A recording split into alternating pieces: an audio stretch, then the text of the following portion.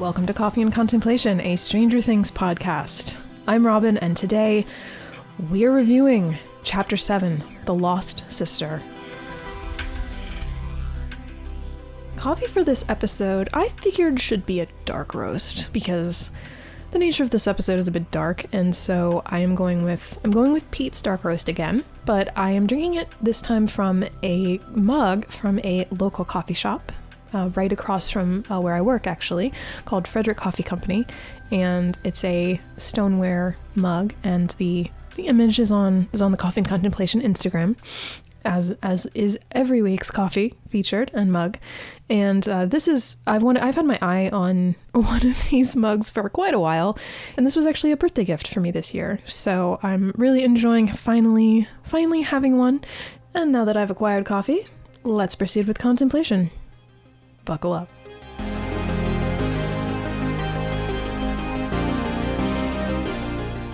Here we are, The Lost Sister. As usual, I'll go through this episode chronologically and provide commentary as I go, but I also want to start with some framing, some preliminary groundwork, and some caveats before we jump into the sequential breakdown, because I want to really establish some general and some overall perspective to sort of set the stage for really how I'm coming at this episode. This one is unique in where it falls in not just the season, but also the series at large. And normally I would save a lot of this kind of, this stuff, these thoughts for the end, for final thoughts. But I think it's important just to sort of clear the air and address these things before we move forward, since this episode is such a wild card. And also to really just be honest about what you can expect, because if you're also coming at this episode from the point of like, nope, I hate it forever, you're just hoping that I'm going to say some really disparaging stuff about this episode, you might as well just skip and go straight to chapter 8, the Mind Flayer. But this is a big part of what I said in that sort of episode 0 of this season when Heidi was here, when we talked about how throwing a lot of love at season 2. This is probably the most quintessential example of that. My goal in this episode in particular is to really throw some love at it and really explore why I think this episode deserves a little more credit. That's not to say that there aren't some flaws here, but I think that ultimately it's been reduced to pretty much just its flaws, and it has a lot of features as well. So my intention here is to not double down on a lot of the negative critique and criticism that this episode has already received, and really looking at it, still critically, but kind of exploring maybe some of the less common sides of it. First things first, though, it's totally understandable if you don't like this episode. Most people don't. I'm not going to tell you that you're wrong. And I think the two biggest causes of this massive dislike, even disdain and hate in some cases, for The Lost Sister are, one, it screws with time. This episode slingshots us back in time, and not just by an hour or so, but by days. And we don't even really get a full exact recalibration. They don't give us a date card or a time card, so we don't even really know exactly what the parameters are. Second thing, we experience a wildly geographical move. Everything so far has either been in Hawkins, someplace similar, like the Ives home, Murray's home, Lonnie's home, etc., or we just get a dash of something crazy different, like the season 2 opener. And regardless, we don't linger in any of those places for very long. Third thing, this episode features only one main character and her one journey. No other episode throughout the entirety of Stranger Things does this, not to my recollection. It zeroes in on 11, and as much as we love Elle, it's a really drastic change to everything else that's come before, and everything that will come after. That switch up alone was bound to wrong foot viewers. As much slack as I cut this episode, I don't like this change either. So all of those things combined, I think, created a cocktail that really just hit audiences the wrong way. The structure completely changed, yo-yoing in a whole new direction, only to yo-yo back again to everything we are used to and expect, never to change it up again. At least not in that way. And the other reason that I address all this up front instead of waiting till the end is because, one, all of the plot beats that happen here are important. And more than that, they're crucial to who Elle becomes after this. She needs to confront these moral questions, and the fact is, as much as I don't like the abruptness of these structural changes, it does drive home the significance of what Elle is dealing with. The lasting impact of this episode is that 11 would have continued to carry this question, this disquiet, into the finale and into the future, whatever that might have ended up being. And considering that they did lay a lot of this groundwork in earlier episodes, if they hadn't done this, they may have opted to make her confront these questions and make these choices at a far worse moment. I mean, I can't imagine getting to the conclusion of this season, or even into season 3, and not having had this addressed. I wish that they had been able to find a way to incorporate it into the fabric of the show's pattern that we already know and love, but I also don't think that they chose to do this on a whim. Everything is so calculated and measured that I think this choice was very possibly intentional, or at least the best they could manage or come up with, given the story that they're trying to tell. And keep in mind, at this point, there was no guarantee of a third season, let alone a spin-off, as I've heard people call this episode. And that may have driven a lot of the choices behind this, and many other episodes for that matter. Now, I've been ruminating on most of these thoughts since season 2's release in 2017, because I think I've always taken a more favorable view of this episode, like even since a first watch. And it always kind of surprised me just how much animosity some fans bear this episode, but I know many viewers who wrote off this whole season because of this episode alone, in 2017 anyway. Perhaps they've had a change of heart in the 4 years since, but that choice to walk away from the show, I think, kind of reflects 11's decision to up and leave Hawkins and go find something else.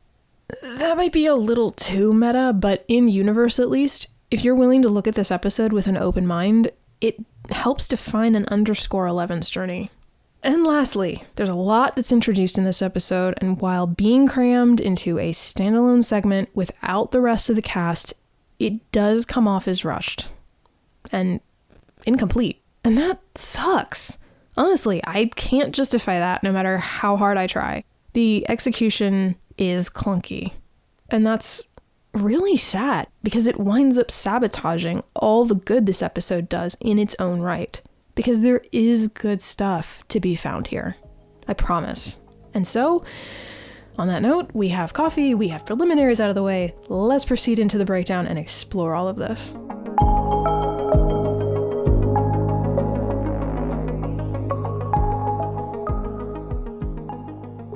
We start off by jumping back to the moment after 11 came out of the connection with Terry. We see that moment again. Different music under it, it's a little bit longer, and it's followed by Elle and Becky talking in the kitchen again, and Elle is clearly telling Becky about seeing the other girl in the rainbow room, and that she believes that this other girl is the reason that Terry wanted to talk to Elle. I think implying more even than just telling her what happened. Becky pulls out the files of other missing kids that Terry had been collecting, and one stands out, an Indian girl missing in London. There's a great outtake in the gag reel of this scene where Amy Seimetz, who plays Becky, accidentally hits Millie Bobby Brown with one of the file folders. It's kind of cute. And 11 tries to find this girl in the photo, no names yet, but can't, despite the blindfold and the static from the TV.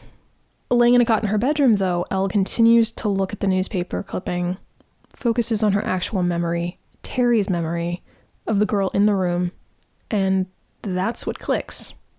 Elle finds Kali, who seems somewhat aware of Elle's presence. And Kali doesn't quite turn all the way. That certain people are attuned to Elle's gaze is what I think is being set up here. And I like that.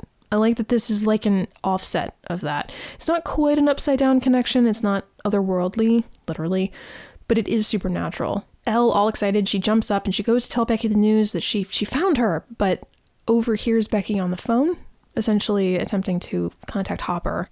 We're on the shot of Becky, the door slams off screen, which Becky hears and hangs up. She goes inside and sees that her wallet's been emptied and quickly runs outside calling Jane's name, but Elle is gone. Becky's absolutely doing the right thing here. She's talking to Flo, so she is trying to reach out to Hopper, but mentions that there might be another girl missing or in trouble.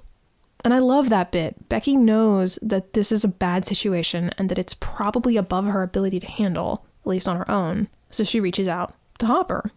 There may also very well be some motivation here because of what happened to Terry. Like, maybe if someone had done something or asked for help earlier, Terry might have been helped, even in some very small way.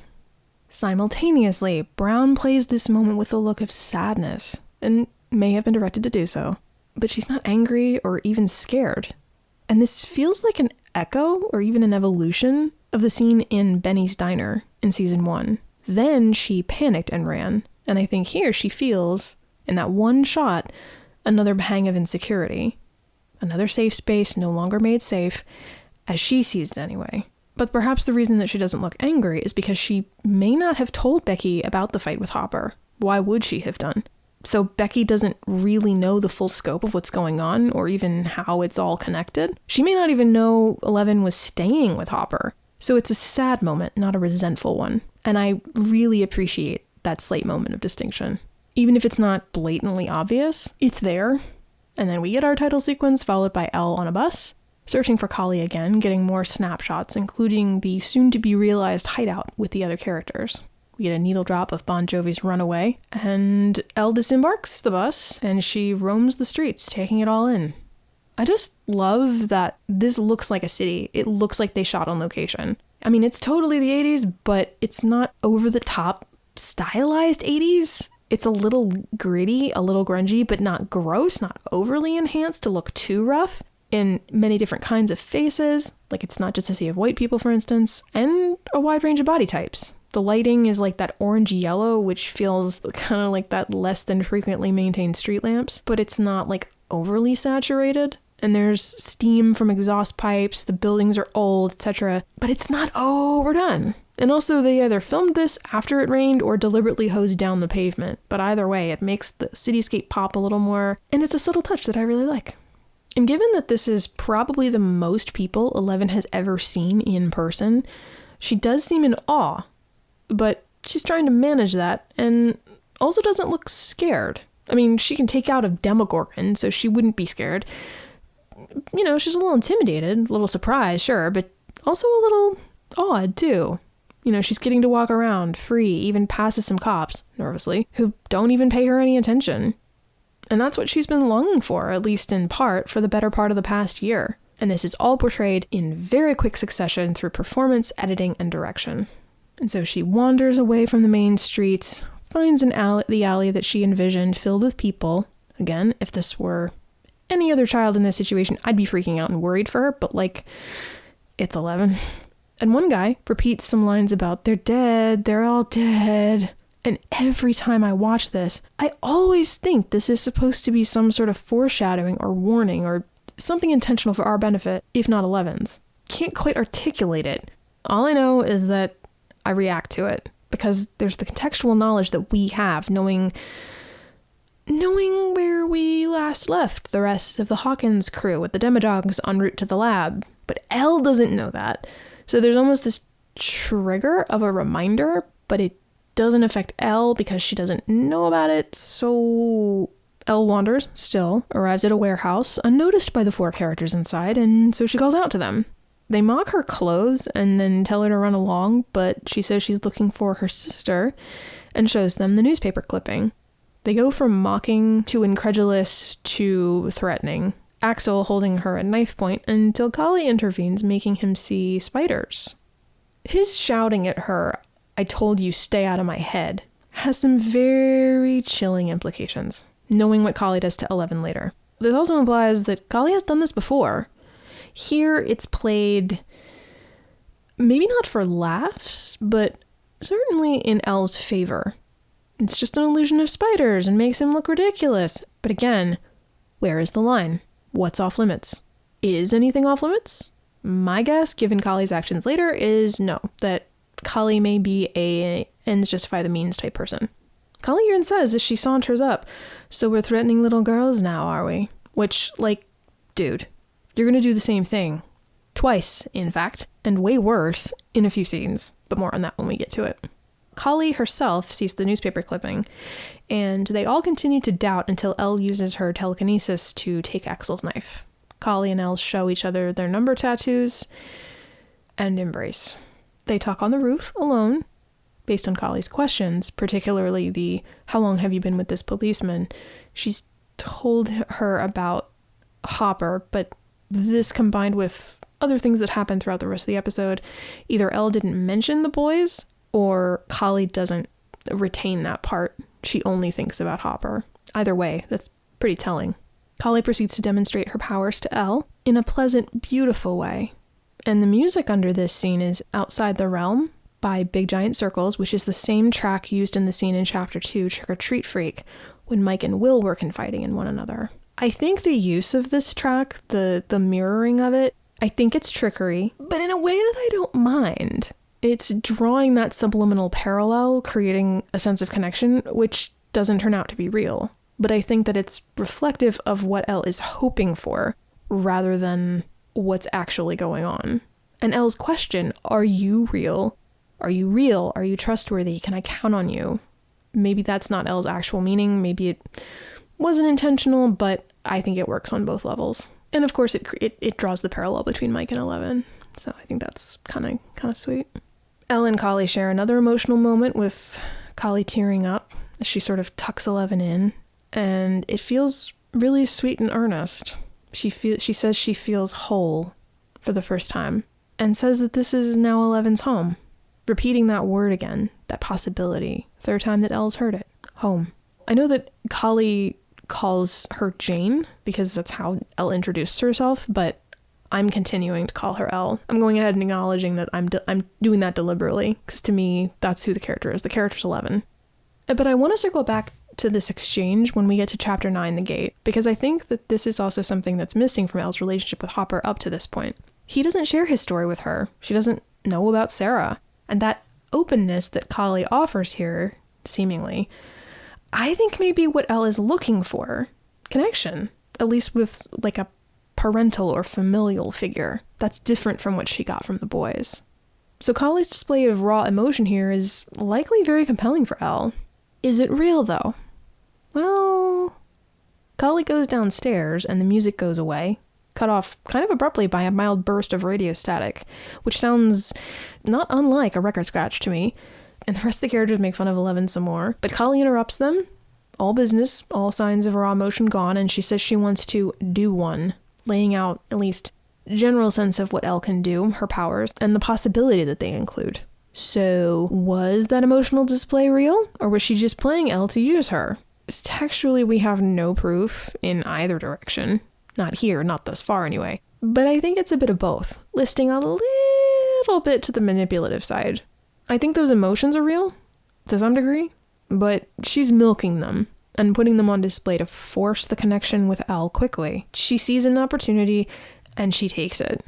Quick aside, I heard a lot of critique about this episode that it all happened too fast. This bond felt rushed and it felt forced. And I don't think that's an incorrect read, but I also kind of think that may be kind of the point. Kali is rushing Elle, but Elle, as Heidi pointed out last season, is so desperate to be loved. She let Brenner hold her and comfort her, the same man who had her imprisoned and torturing animals and locking her in solitary confinement. Of course she'd reach for Kali the moment she offered a sisterly bond. It all works to me. So don't see the problem with it feeling a little bit rushed. Outside of the in-universe conflict of, Elle, you're being played, go back to Hawkins. And so Kali and her crew debate doing one, particularly Mick and Axel, who present pretty smart arguments, frankly. A couple of lines that stand out to me in this scene. Kali says, she's in pain, she needs this. Maybe that's true, and maybe it isn't, but I also think that this is Kali projecting. And more on this in Final Thoughts. Elle, meanwhile, checks in on Hopper. Kind of. She listens to the radio at his cabin and overhears his call, his apology. It says so much that even in the midst of her running away, she checks in on Hopper. This shows that she's still thinking about him, and her reaction to his words shows that she still cares and that his words reach her. They're both emotional, and I think they're both feeling some pretty strong regret and remorse over what happened. And I think she's touched by his apology. And that apology stands in odd contrast to Kali's emotion. Because after getting that dose of connection, and after what I just talked about with not getting that connection from Hopper, he apologizes, offering exactly that. I mean, it's not the same as like the shared experience and him telling her about his daughter later, but it's timed in such a way that it creates just enough of a waver in Elle, even with what happens later. And like Heidi said about the hotel room scene between Jonathan and Nancy, how without that, she wouldn't have bought the share the damn bed thing. I'm not sure that I would 100% buy Eleven's change of heart at the end of this episode without her hearing this from Hopper. Who am I kidding? Yes, I would, because I like the choice itself. But this scene works so wonderfully because it strengthens her choice so much. And we come out of that scene in the astral plane of Elle hearing the apology with Kali jolting 11 awake, which kind of prompts the question, was it a dream or did it not really happen?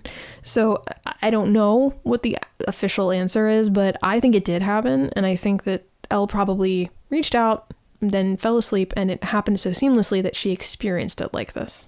And Kali introduces Elle to her friends properly this time. And I mean, cards on the table, I like these characters. I know most people don't, but I do. I mean, we don't get a lot of time with them, but I don't know. They don't bother me. I think it's unfortunate that we don't get more time with them because I think they're interesting, at least. And Mick even kind of reminds me a little bit of Lucas as the eyes and the pragmatic one who's always a little on the paranoid side, also usually right. Yeah, that just felt a little bit like Lucas.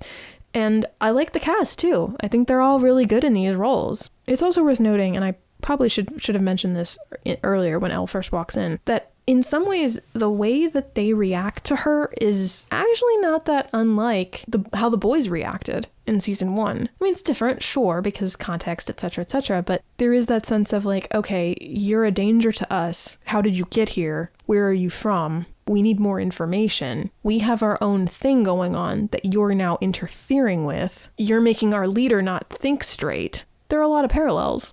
None of this crew are from Hawkins' lab, but they're all outcasts and they're loyal to Kali because she quote-unquote saved them, according to Funshine. I'd love to know exactly what this entails. Yet another criticism I heard from angry, nonplussed viewers at the time, and since.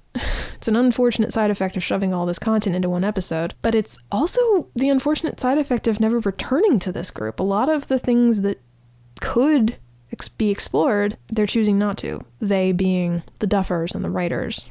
Oh well, I guess. Kali dumps out badges of former Hawkins lab workers and or people that are connected with what happened to them and or to Terry. And she explains that they, quote, make them pay for their crimes, her and her crew. Continuing with my observations on the use of flashbacks, cutting away the clips from the first episode feels like a perfectly acceptable shorthand to convey that they're recounting their exploits to 11. We don't need to hear it because we can just see quick shots that we've already seen that remind us of what we already know. And Elle's confusion is mistaken for nervousness, and they use a sort of reverse psychology. You know, we can't all be fighters, I guess. To which Elle responds, I'm a fighter. I've killed. And we get quick flashes of her season 1 kills. I like the distinct emphasis, or lack thereof, on the boys. She instead says that they hurt her. Which is true. I mean, she spent more time in the lab being put in isolation and things like that. But I just kind of like that in those quick cutaways, the cutaways themselves, the flashbacks, are focused on Elle and not on Mike, Dustin, and Lucas. It's a nice way to kind of show, I think, where her mental state is in this moment. Because it's not even just that they hurt her. I mean, it's the idea that she was forced to do these terrible things, that to kill cats and find people, and who knows what else she was forced to do that we didn't see. You know, the fact that her question to Brenner when he presents her with the photo and the name of the Russian person, I want you to find him, that her initial thought is, you want me to hurt him somehow? That says a lot. Anyway, so that's just to say that I think it's, even though they're technically including the 3 boys in that flashback, the emphasis is not on them.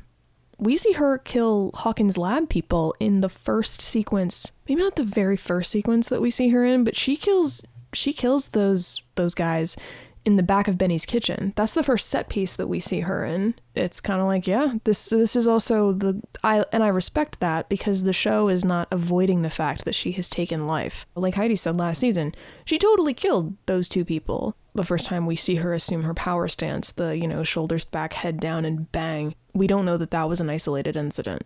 We don't see anything to believe that there was more to it than that, but hard to say.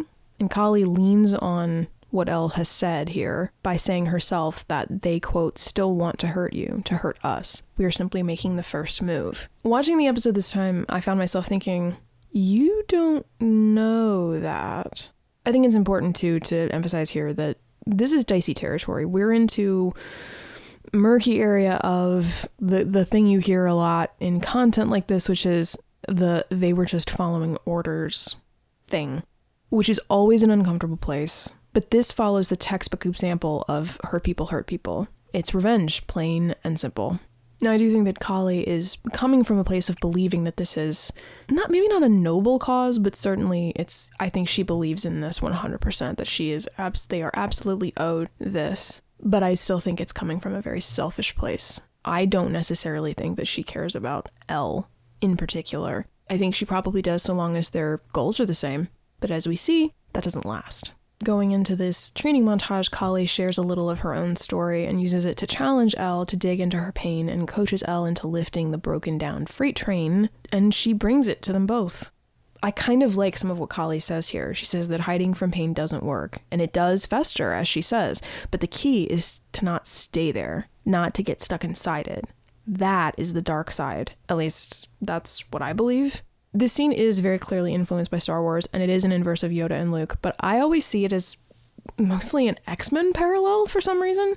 It reminds me of the training montage in First Class. Not an inverse necessarily, but this scene is also a key element to Elle's bigger revelation and power unlocking later. Even though this isn't where I think she should stay, I think that this is all part of her journey. By going through this process, she's getting to see all sides of it. And I think that's crucial. And also, this is a lot that Elle is dealing with, and this is at least one way she can process it. The important part, though, is that she needs the comfort and support of an actual support system of people that really and truly do care about her. And the fact that there's a question of whether or not that Kali actually has an invested interest in Elle as a person, separate from herself, says it all. Following this little training montage, though, Kali shows Elle the wall of articles and photos. Of course, I did wonder why this is different from the pile of badges, but Elle recognizes a man from Terry's flashbacks, a man who set the machine to 450. And so she finds him, and they prepare to go out and get him. But first, a makeover. Yes, this is definitely a twisted version of the makeover from season 1. Twisted might be a little bit strong. But then it was about blending in, and this is about standing out, at least to a degree. Except that it's still not Elle's own expression. It's Kali and her friends. Which I buy at this point in the story, and for Elle's age, she is a teenager. There's the sense of like, well, what's cool? And this actually does nicely set up the makeover bit in season 3. Max is the first person who will say, what do you like? What do you want to wear? And even when Elle will tell her, I don't know, it's like, well, try stuff on, find out what you like. So I like sort of the trio of these makeovers over the course of the 3 seasons. It's actually a through line that I think they have handled really nicely and effectively and appropriately in all 3 seasons. I think there's an added layer here, though, of the fact that there's a superficiality to what's happening in this makeover. It's not so much about like, well, it's not really Elle's choice or decision about what she wants to wear. They just kind of make her over to fit in with them. It's more, I mean, that's true, but there's no depth to it. It's very much skin deep. And that ends up serving as a pretty apt metaphor that this is sort of a facade that she tries on. She tries on this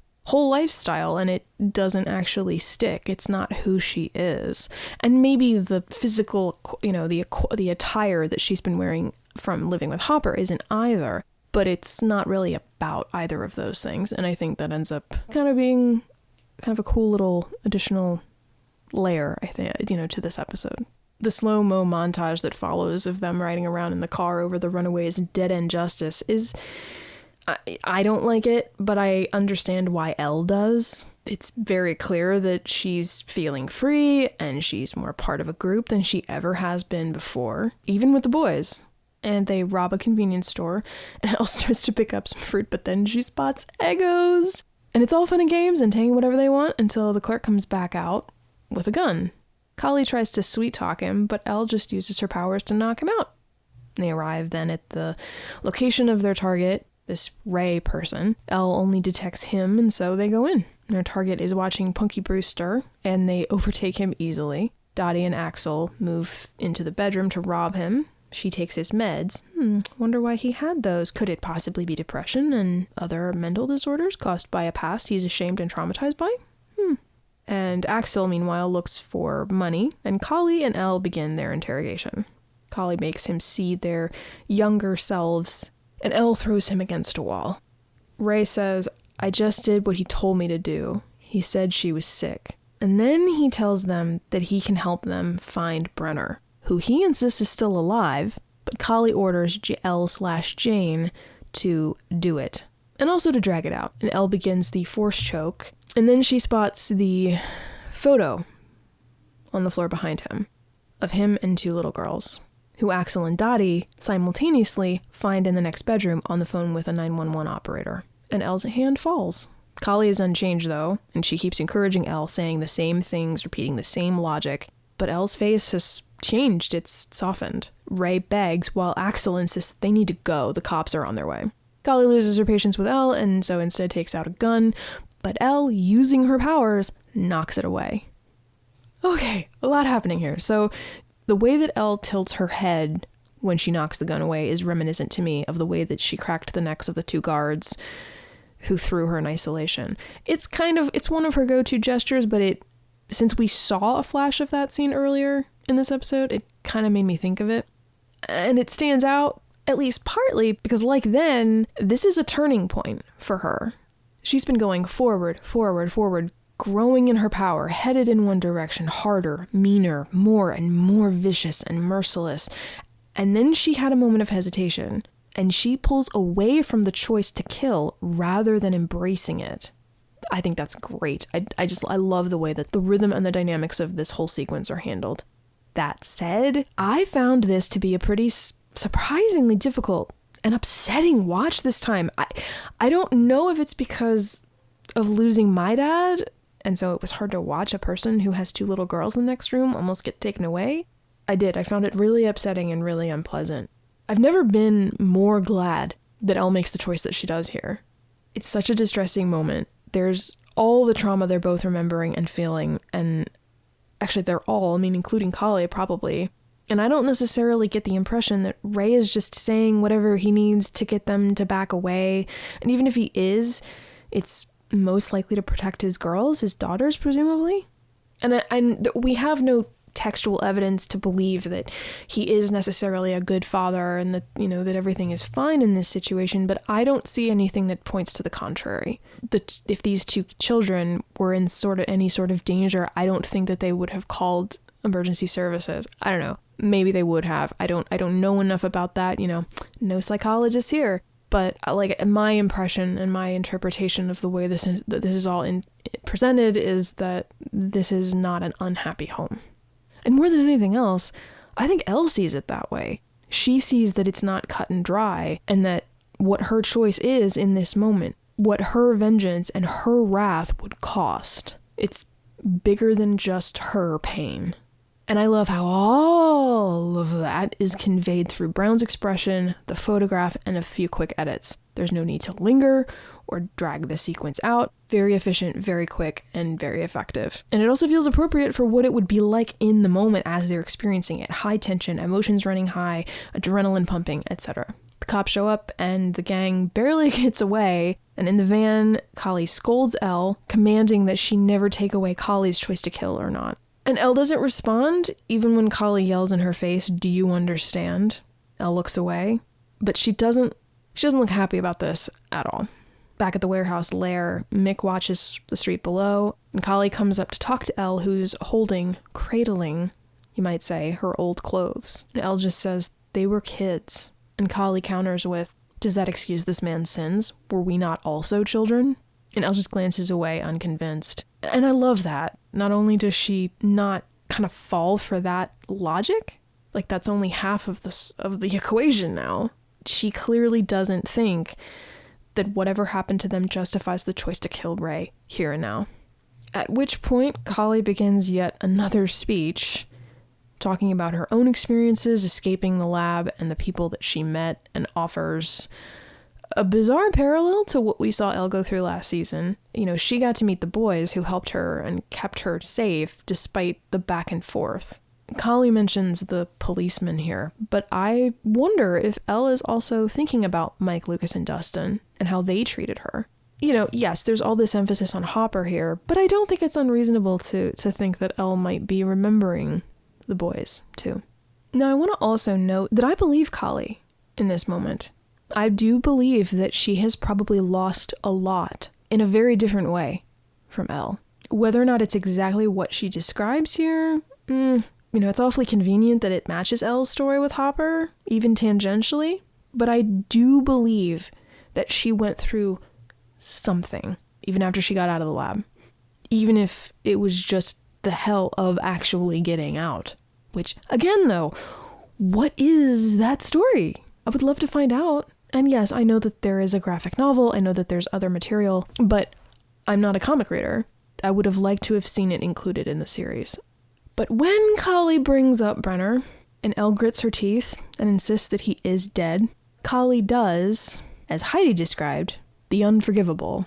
She conjures up the illusion of Brenner, making him appear in the room and speak directly to Elle, blaming her, coercing her, even taunting her.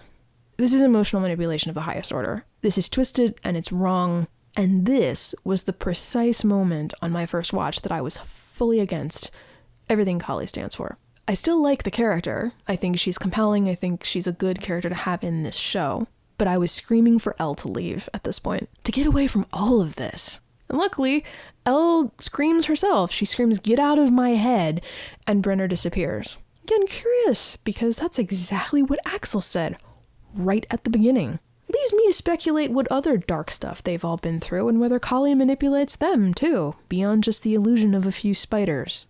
Kali then continues with sort of the emotional manipulation, which is, this isn't a prison.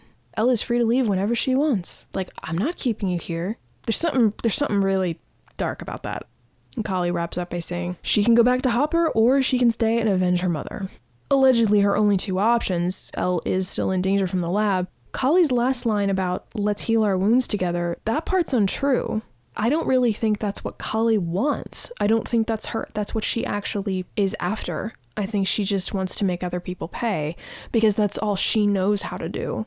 And I think she's using the language that she thinks Elle wants to hear. Because again, I think in this moment, it's about what Kali wants, not about what's actually right for this other person. And what she wants is for Elle to stay so that she can continue her revenge quest. And so she'll say whatever she needs to make that happen. Meanwhile, downstairs, the group bickers, playing poker and whatnot. And as that happens, they miss the police cars pulling up outside.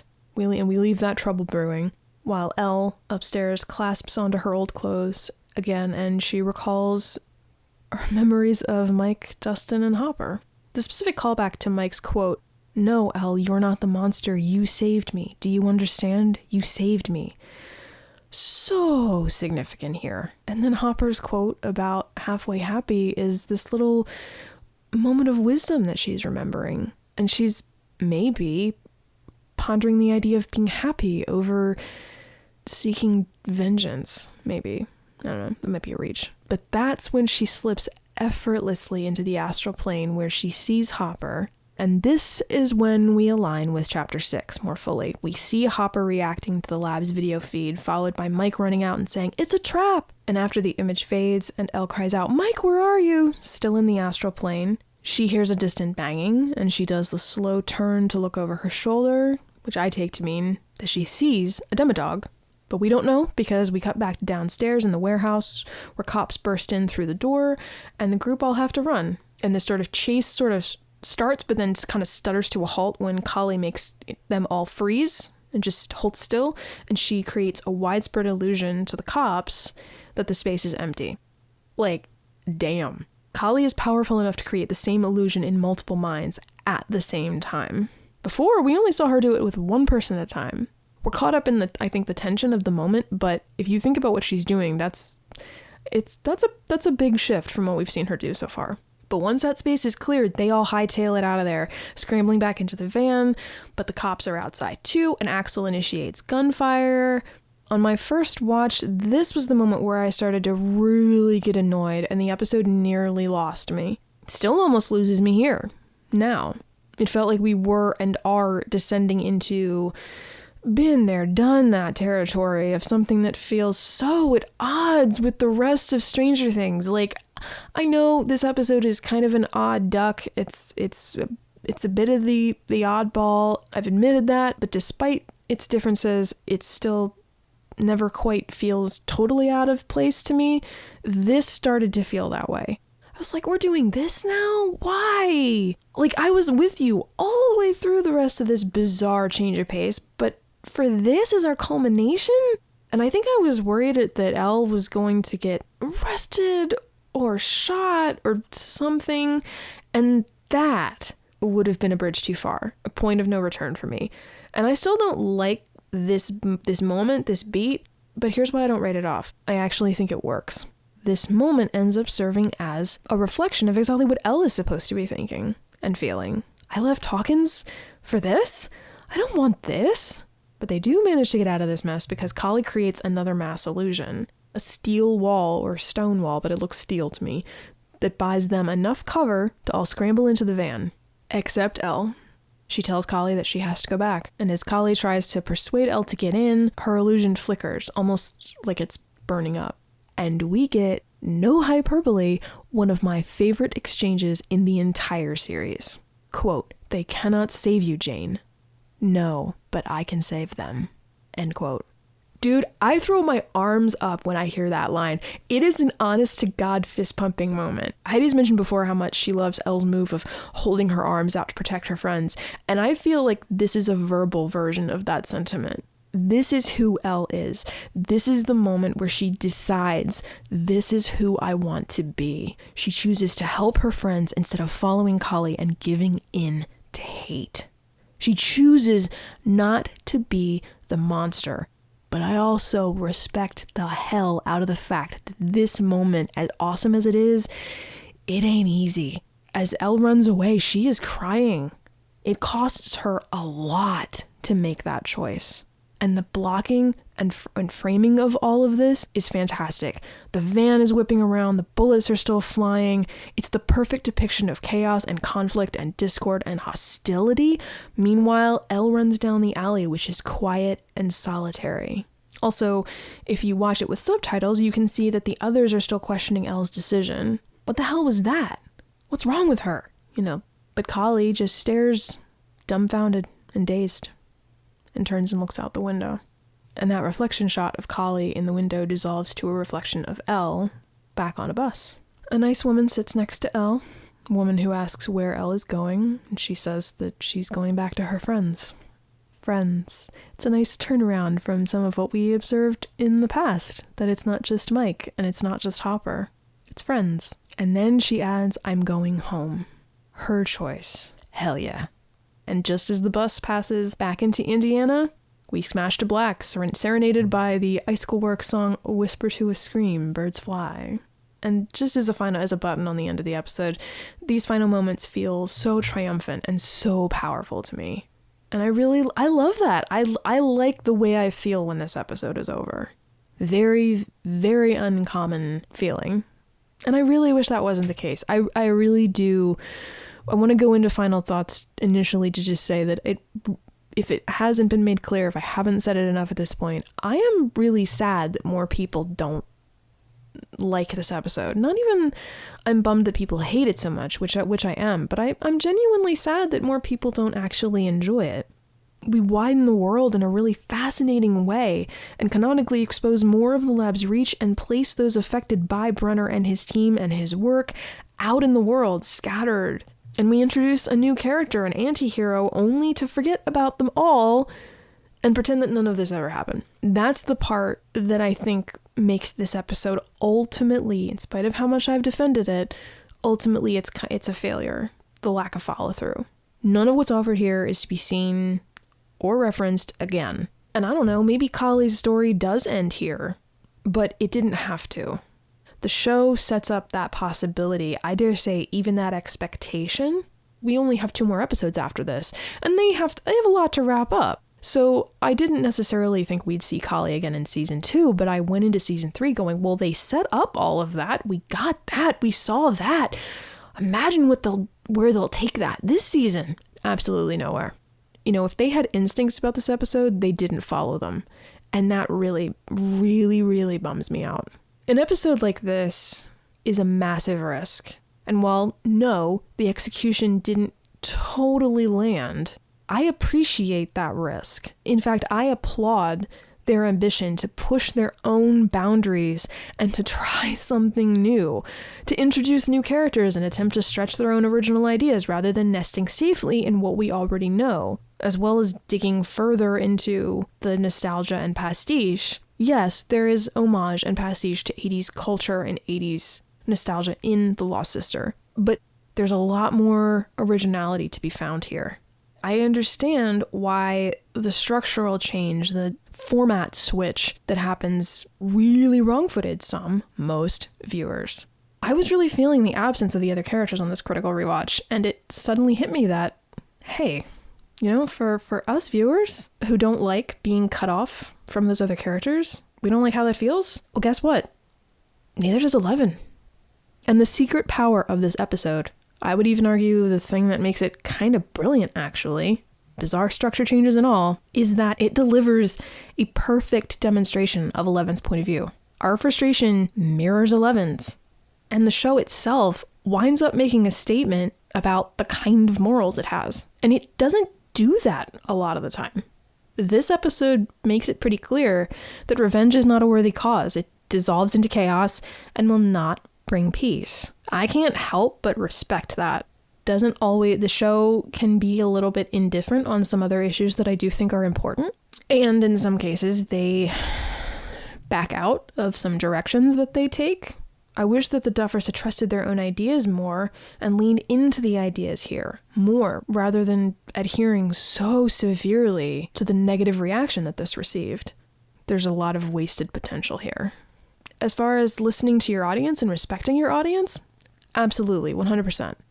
Creator-audience relationship is super valuable. But I also think it's important for creators to trust themselves. And maybe they didn't have a vision beyond this, but I wish that they'd leaned into it instead of careening so far away. And in terms of characterization, and to kind of lean into and to kind of focus in a little bit on Kali, I read this whole episode as her being the one in pain. Her drive for revenge is burning her up inside. And honestly, the illusion of the wall simmering and falling apart as she talks to Elle serves as a pretty awesome metaphor.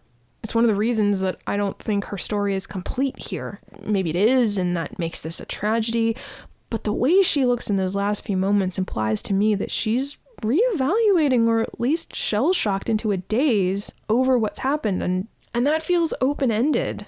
As Elle runs away, as they separate, Kali really reels from Elle's decision and absolute conviction in the polar opposite belief from Kali's own. My interpretation is that she's going, there's another way, there's another choice to be made here.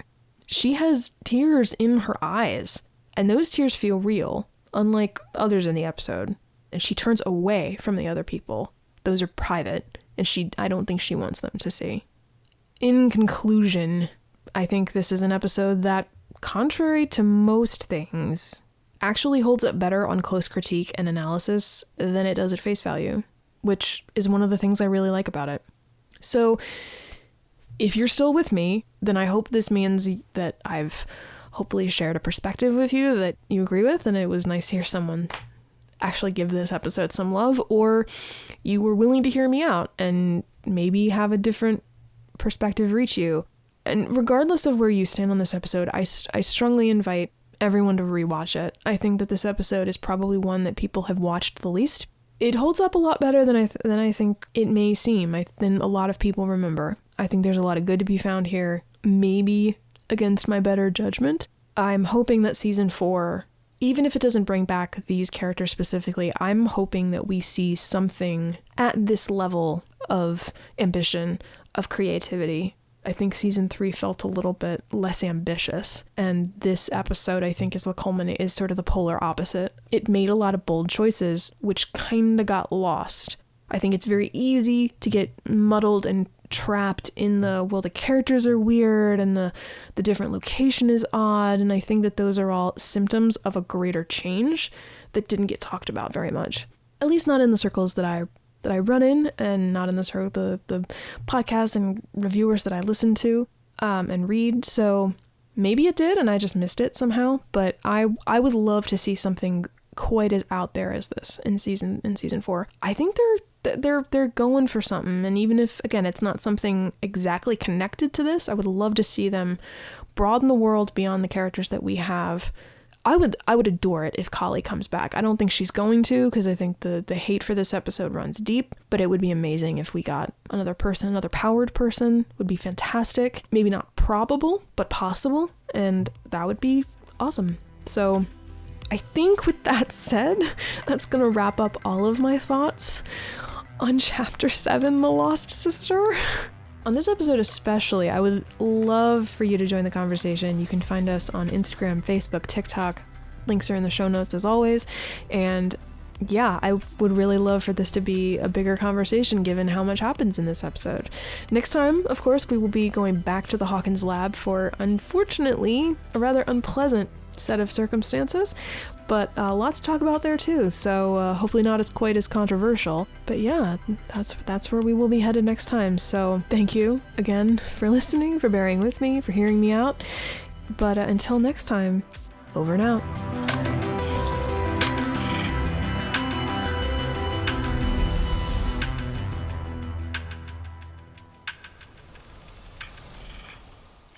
Lost Sister, let's do this. Oh, no one's gonna agree with me. Okay. It's like 6:45 on a Sunday evening. What is with all the planes?